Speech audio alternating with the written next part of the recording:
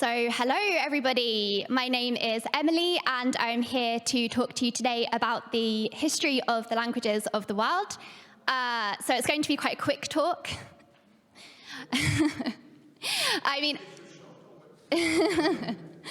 So yeah, obviously this is a huge topic. Today we will only really be scratching the surface, but I will recommend some resources at the end of the talk so you can go into it in more depth yourself if you would like to. So yeah, today we will be kicking it off by taking a look at where it all started. So we will take a brief look at some of the world's most ancient languages. Then we will unpack how so many thousands of languages came to be. After that, we will investigate some links between language families. We'll also include some examples of some specific words which share some intriguing common origins.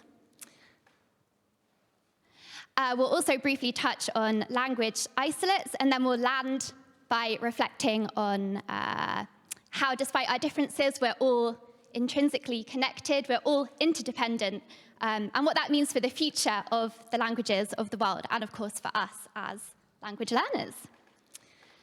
Before we start, let me just very briefly introduce myself. So I work as the languages manager for a language company called uTalk. We have an app for learning many languages. There are currently 153 languages available to learn on the uTalk app, and part of my role at this company is to add more and more languages to the app. So I've had the privilege of working with a great many languages across the world, from Mayans in Mexico to Sanskrit speakers from India, and what feels like pretty much everything in between. So although 153 languages sounds like a huge number, at least it does to me, does anyone know how many languages are spoken in the world today? Feel free to shout it out. Yeah? Great guess. Yeah, that's basically it. So we have 7,168 languages according to this database called Ethnologue. I don't know if any of you guys have ever used Ethnologue. I really recommend it as a great database of basically all of the languages, all of the living languages in the world today.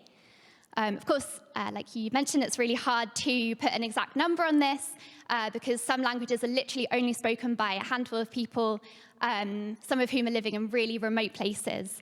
And also, sadly, because, of course, we're losing languages at an alarming rate as well. But yeah, this is roughly where we're at in the 21st century. So how did we get to be in this position with this many thousands of languages? So I think we should go back to the beginning. In this room, we won't all agree on when or how our ability to speak came about, but history and science do show us that some languages are much older than others. So my next question for you is, what is the world's oldest language, or what are some of the world's oldest languages? Feel free to shout it out. Someone said Sumerian, someone said an African language. Sign languages could be.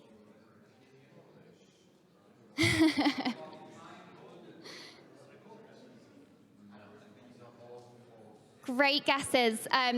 It's definitely a controversial question. There's no definitive answer.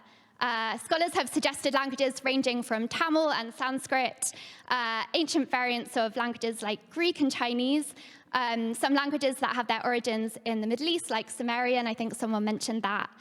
Yeah, some other people have suggested languages from Africa, such as a language called Khoikhoi-Gawab. Yeah, so when it comes to evidence, what we do have are some records of written texts.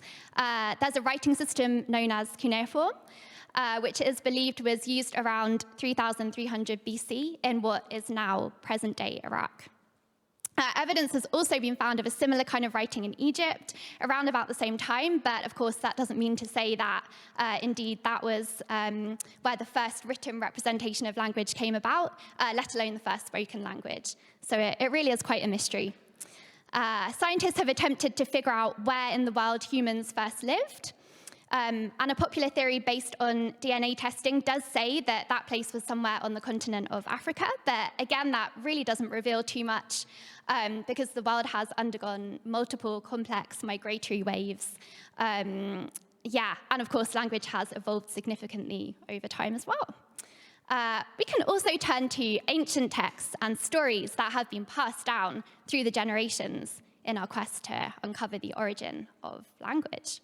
I'm a Christian, and in the first book of the Bible, in Genesis, we learn that there was initially just one language, but due to the rebellion of the people against God, this time through their attempt to build a tower known as Babel to reach heaven, God thwarted their attempt by scattering them and giving them different languages so they could no longer communicate with each other. Then we have some indigenous tribes. So, for example, with the Basque people in North America, the story goes that in ancient times there was a big flood, and this caused people to be scattered all over the earth.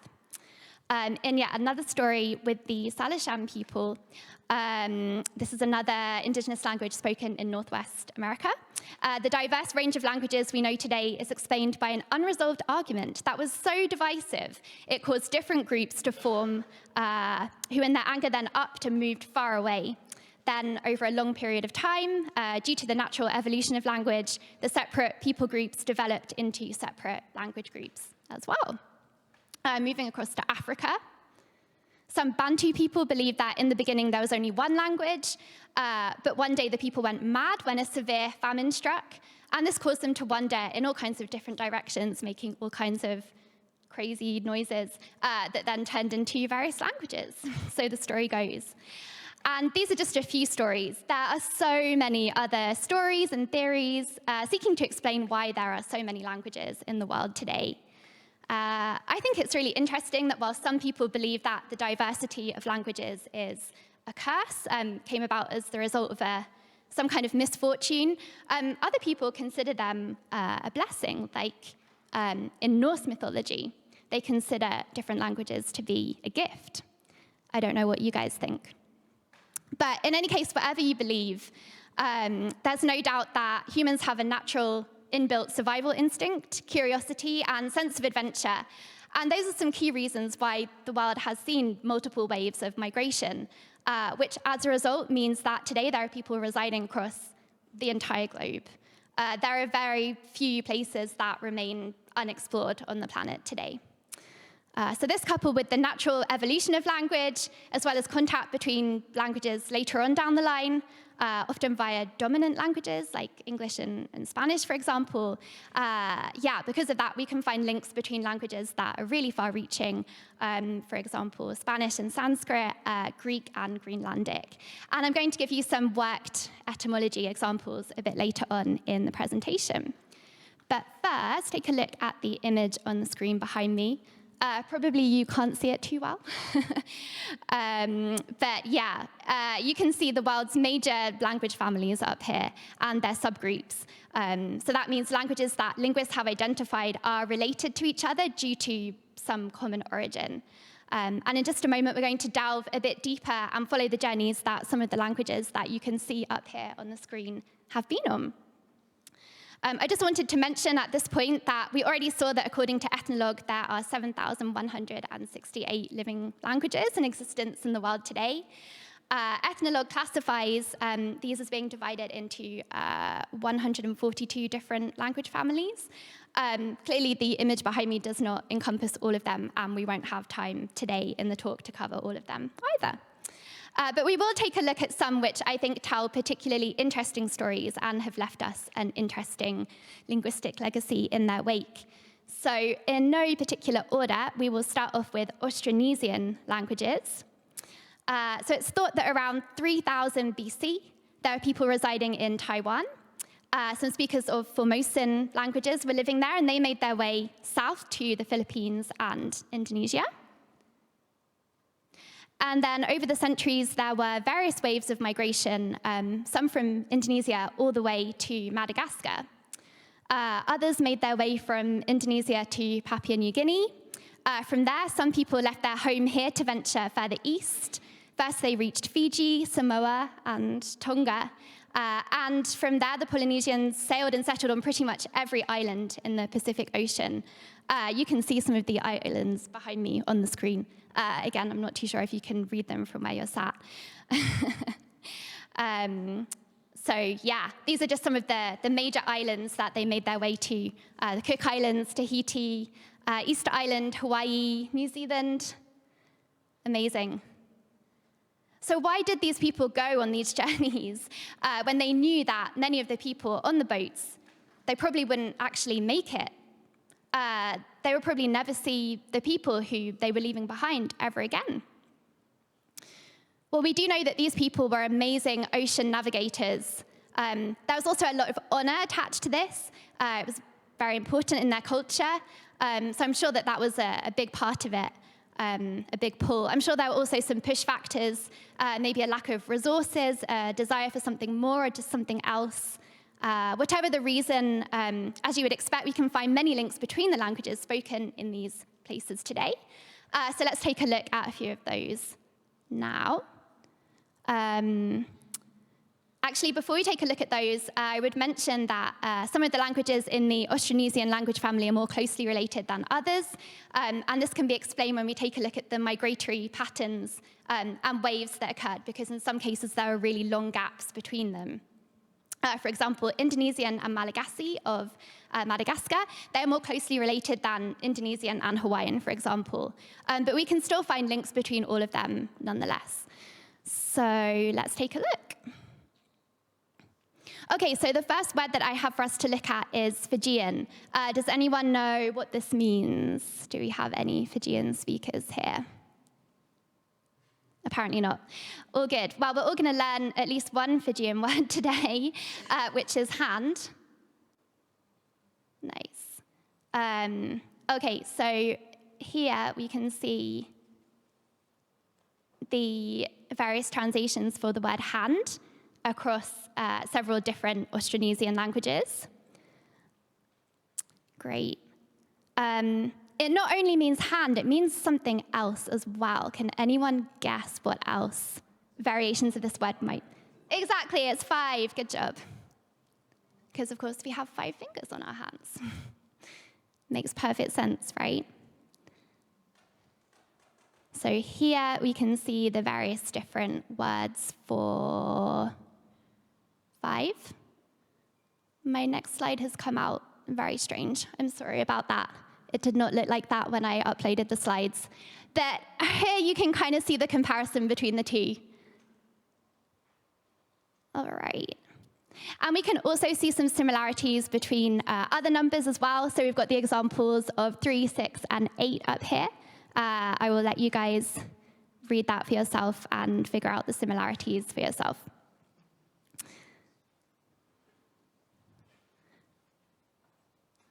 So I think it's quite remarkable that there are still so many similarities between these languages, because geographically there is a huge distance between where the languages are spoken.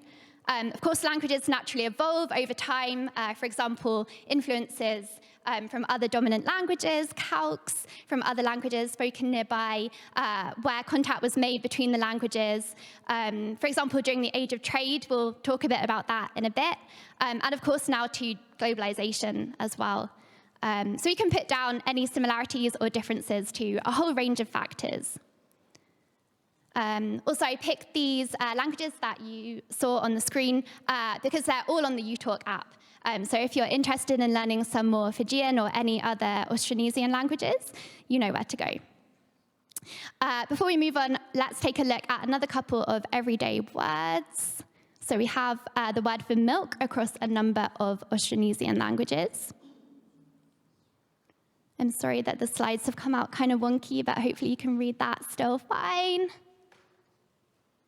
And next up, we have some different words for eyes. You can also see many similarities here. Of course, there are many other fascinating examples. Some other words include fruit and sail. We won't look at them now, but you guys can look that up for yourself later on if you're interested. But for now, we will move on to another language family close to my heart, which is the Indo-European language family. So this is the largest language family. That's to say that it has the largest number of speakers, around 3 billion. So let's start off by taking a look at Sanskrit in a second. So this is thought to be one of the oldest languages in the world by some. Some scholars argue that it is the world's oldest language. It could be dated back to at least 5,000 years ago. Some people claim, not everybody agrees. I would also like to ask you guys another question. Does anyone think that Sanskrit is still spoken anywhere in the world today? Yeah, where?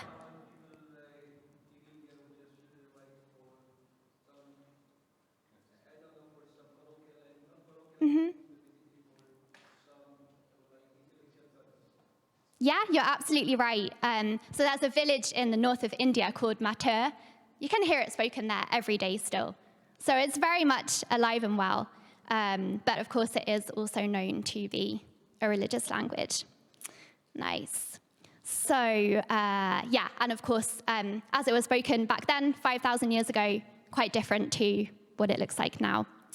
So whilst we're talking about ancient languages, here we have the Indo-European language family.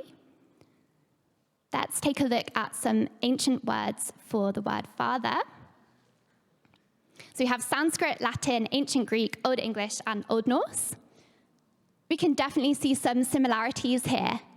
By the way, I use the transliteration so that you can see how the word should sound a bit more easily than taking a look at all the scripts. Yeah, so some scholars believe that all the languages that belong to this family have the same common origin. It's often referred to as Proto-Indo-European. But of course, there has been much debate as to the modern-day equivalent of where the people who spoke this language may have resided. Yeah, so whatever the origin, the crossover is undeniable, and you can see a snapshot of that up there now. And of course, as we mentioned before, some links are more strong than others. Let's just go back and take a look at this language tree again. Perfect.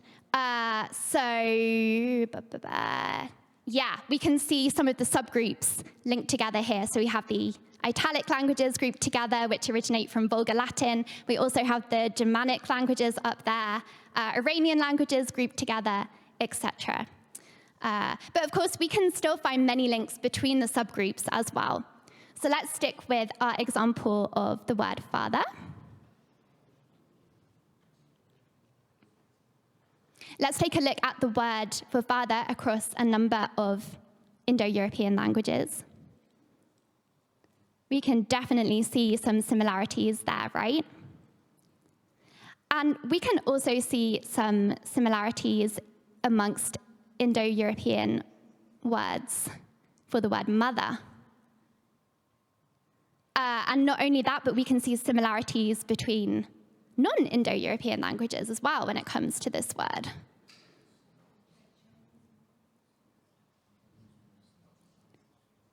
We can have a discussion later on about why that might be. I read that variations of ma maybe came about because this is what a baby's first word kind of sounds like quite often. Sounds like a logical explanation to me, but who knows? What we can be sure about, though, is that some words have effectively traveled continents. But we can't be exactly sure when or how that happened. But we do know that the slow spread of agriculture and the domestication of animals, which replaced the previous hunter-gatherer nomadic life, that brought about many changes in society, how society came to function, how different groups of people came across each other, how they related to each other. One example of this in practice was the trading between different people groups. So the spice route, for example, also known as the Silk Route, that ran from east to west. That was already established around 1,500 BC. And that saw spices such as cinnamon, cardamom, ginger, pepper, nutmeg, cloves, all of these things being brought by Indian and Persian traders up the Red Sea, and then from there into the Mediterranean. And of course, other commodities were included in that as well, such as silk and precious stones. Not only that, but tea and coffee also got added to the mix, but that happened quite a bit later. But I think coffee is a really interesting example, not least because it's something that is a really big part of most of our lives. So let's take a look at some different words for coffee in, first of all, some Indo-European languages, as well as some non-Indo-European languages. So here we can clearly see that some links are stronger than others. It's worth noting that there are some links between some different languages in this part of the world that you can see up on the screen there. I'll give you a couple of quick examples. So we have paneer. That means cheese in both Turkish and Hindi. Dunya also means world in both of these languages too, and there are many, many more examples. So now you know why that is. So yeah, it's always worth digging a bit deeper, because if some words are the same, they look the same, they sound the same, they mean the same thing, the chances are that is not a coincidence. Okay, let's have a quick look. Let's move over to Greece now. All right.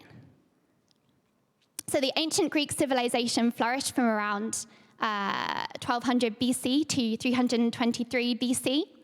And the Greeks are really known for their contributions to philosophy, mathematics, etc. So one example that I have is actually not telephone just yet, it's biology. So did you know that in Greek, bios means life, and logos, that means study. So that's how we ended up with the word biology. There's also politics, so polites, that means citizen in Greek, and polis, that means city. So now you know where the word politics comes from. So yeah, ancient Greek definitely left us a legacy. I also wanted us to look at the example of telephone. So tele in Greek, that means far. And then we have phone, which means voice. So together means something like distant voice. So let's take a look at some examples here of how that has filtrated across many languages. Of course, it was disseminated through English for these languages, not directly from ancient Greek, but it still left quite a legacy. And of course, we can all think of many technological words which have made their way across the globe due to globalization. Words like internet and Wi-Fi, for example. Let's take a really brief look at another language family, which is the Afro-Asiatic family. So one great example is the Arabic language. We've received many languages from the Arabic language. Words like alcohol, candy, guitar, sofa, lemon. We're running out of time, so let's just have a look at some examples of different words for the word lemon, which is also another good everyday word, especially for the summer. So here you can see some Afro-Asiatic examples of variations of the word lemon and non-Afro-Asiatic ones too. I had a fun example of the word pineapple. We're running out of time, so I'll just go through this super quick. Yeah. So here you can see that many words across many different languages have some variation of the word ananas. This actually originally came from the Tupi language, which unfortunately is now extinct, but it was spoken in the Caribbean.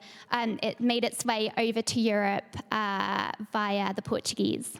So that is how that happened. And a fun fact for you, ananas meant excellent fruit in Tupi. Okay, we have a minute to think about language isolates. What is an isolate? Someone tell me. It's the only language. Yeah, right. Exactly. It doesn't fit into any particular kind of category, or at least we haven't discovered the link yet.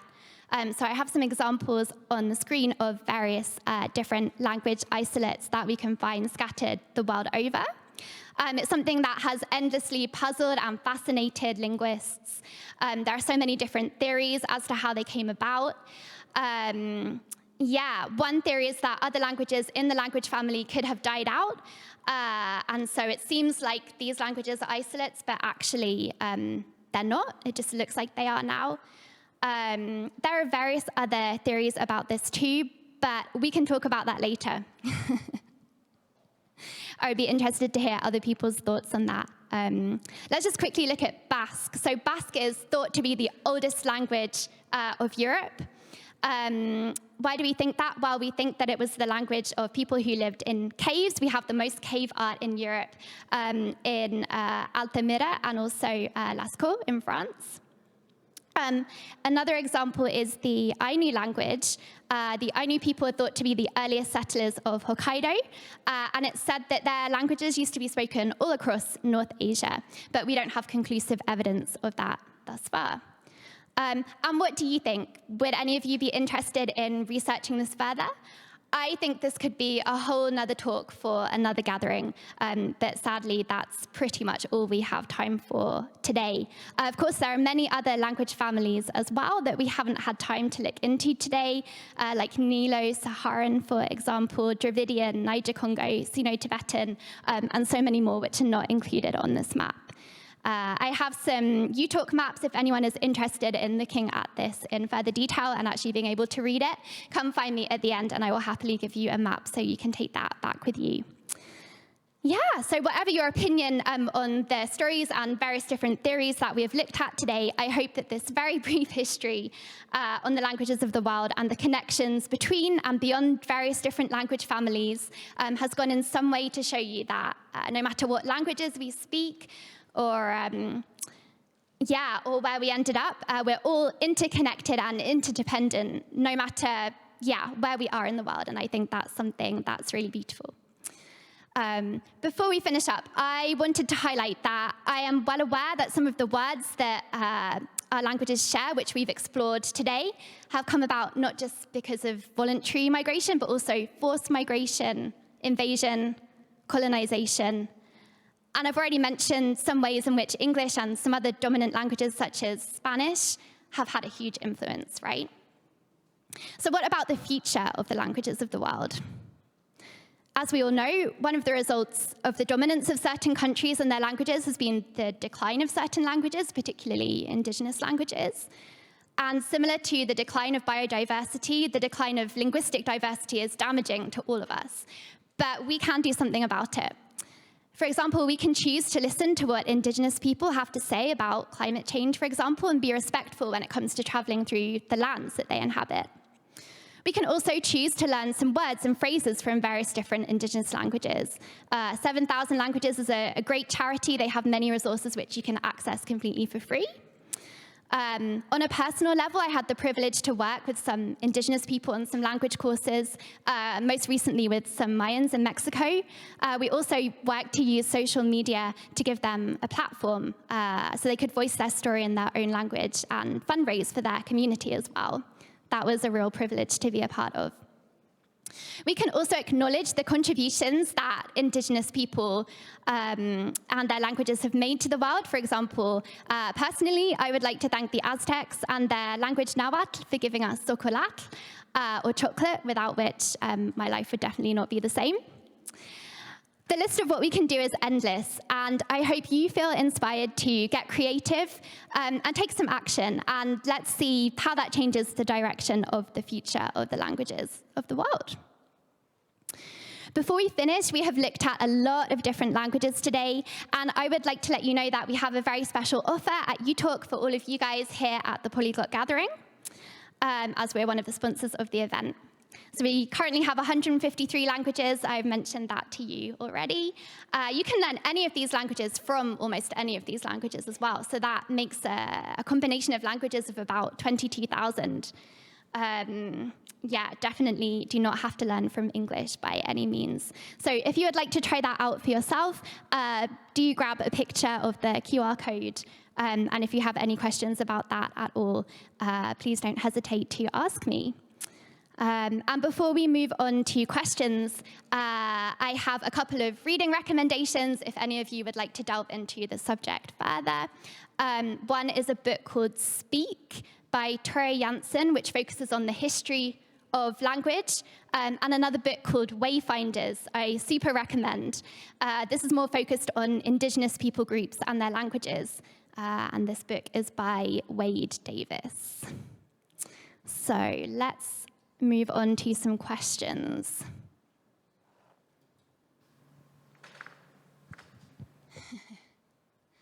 Okay, so we'll start off with Chuck's question. What was the most challenging language to add to uTalk? It's very hard to pick just one. Excuse me. Maybe since I just mentioned Maya, I could give this example. I honestly believe that it would not be possible to find people who would be willing to work with us. Last year, we were in Mexico anyway for the Polyglot conference, so we figured that whilst we were there, that would be the perfect opportunity to connect with Maya speakers. And so we went through the traditional route of trying to get in touch with people via the Mexican embassy in London, where I live. And unfortunately, that did not yield any results. So I took to social media, actually, and I met some people via Instagram, which could have gone a bit badly wrong, but amazingly, it didn't. It all came together. We met up with them. They were so happy to work with us, so happy to welcome us even into their home, which is something really special. Yeah, I did not expect that. So yeah, it was hard in the sense that it took a while to make that initial connection for me to find these people on Instagram, and not only that, but we had quite a tight time. They were amazing. They did the translations really quick. They even found us a recording studio not far from the jungle that we could use for free. Yeah, so that happened. Many more stories. That's enough for now. Next question. If language isolates could originate from language groups that are now dead, is it possible to trace them back at all? And if so, how would that be done? It's a very good question.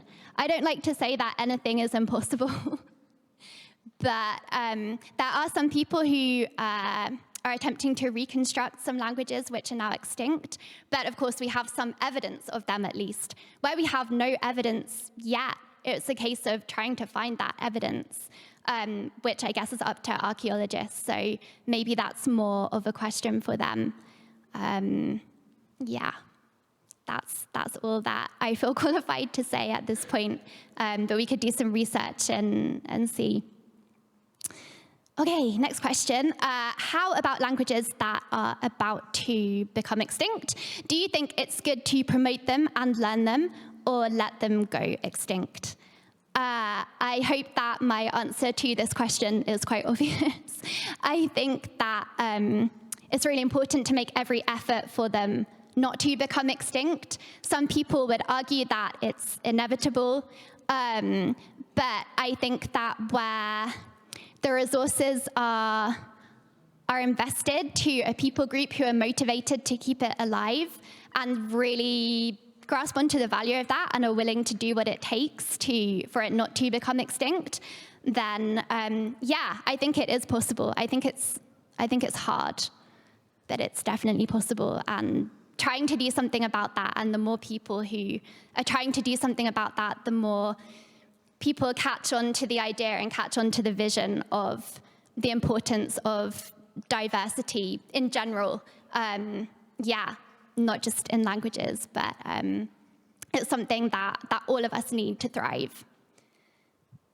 Okay, next question. What is the advantage of uTalk over other language learning apps? Excellent question. I've been asked this many times. So, yeah, a couple of things spring to mind. One is the range of languages available on there. There are currently 153 languages, as I mentioned. It's my job to add more, so I am currently working on a number of new languages, which we hope to add this year. So yeah, really trying to do everything that we can to support indigenous, endangered, and minority languages.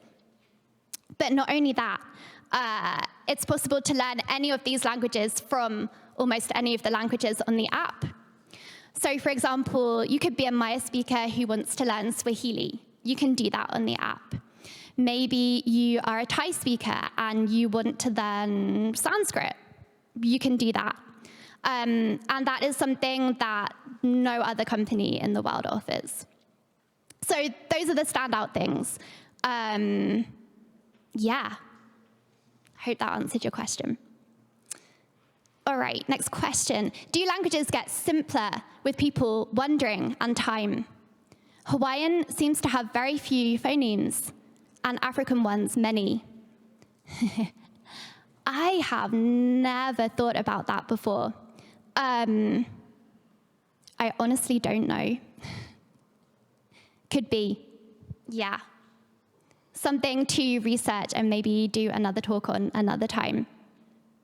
Or if this is something that is particularly interesting to whoever asked this question, I could put you in touch with our Hawaiian translator, who I'm sure would be very happy to discuss this at length. He was super enthusiastic about doing the course and loves to meet different people and have discussions about various different languages. All right, there are so many questions. We don't have time for all of them, but I'll keep going. What languages are you working on nowadays at uTalk? Am I allowed to tell people? Charlotte's nodding. I'll tell you 3. There are many. Currently working on Corsican, also working on Hasidic Yiddish with a university in London. Another language that we will record very soon, actually, is Terrific. So watch out for that later on this year. Is there a word whose etymology keeps you up at night? There is not. I do have a favorite word, though, which is nenufa, if anyone knows what that means. Come and see me afterwards, I might give you a prize. Next question. Do you have in the future... do you think in the future we will have more or fewer languages than now? I guess it depends how far in the future we're talking. If we look at the current trend, it seems to be that we will have fewer languages, but who knows, something seismic could change. It seems unlikely that we will have more. But in the really distant future, who knows? Simon says, if you're not sworn to secrecy on this, any chance we could know one of the languages you're currently working on? I already gave you 3. Yeah, hopefully I don't get in trouble for that. Next question. How do you ensure that meaning and context gets conserved when you learn Sanskrit through Thai on uTalk? Is there a reference language? That is an excellent question. The answer is that it's a real challenge. We have a lot of debates on this at work with the various different linguists that I work with. The reference language is English, as you might expect.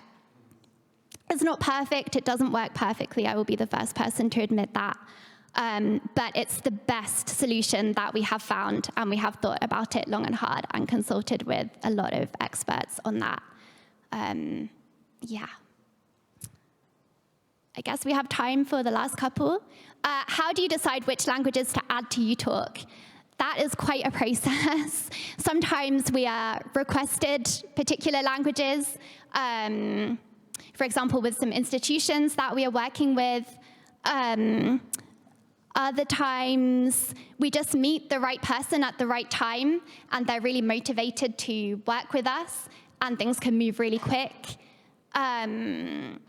Yeah, other times, we have some heritage products as well, and so there are actually more languages on this heritage product, where we saw that people were motivated to learn these other, in some cases, quite rare languages.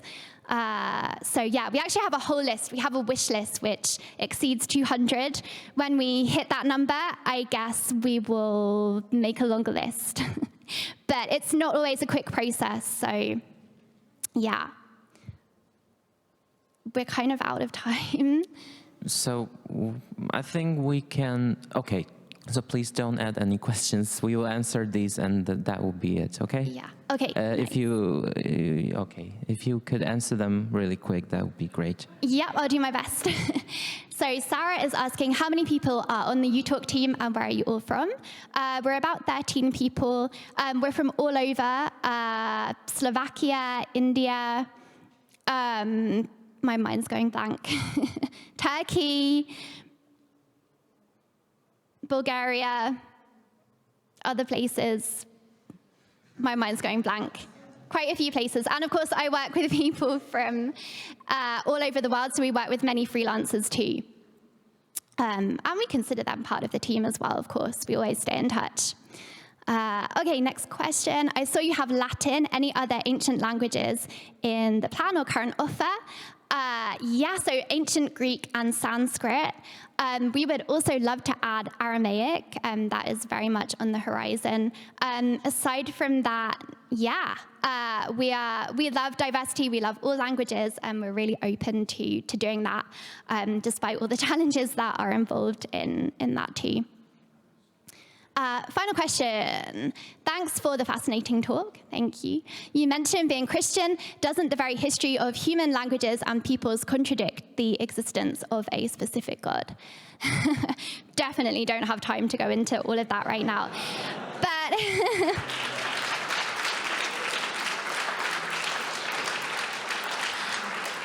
whoever asked that, please come find me at dinner and we can have a long conversation about that.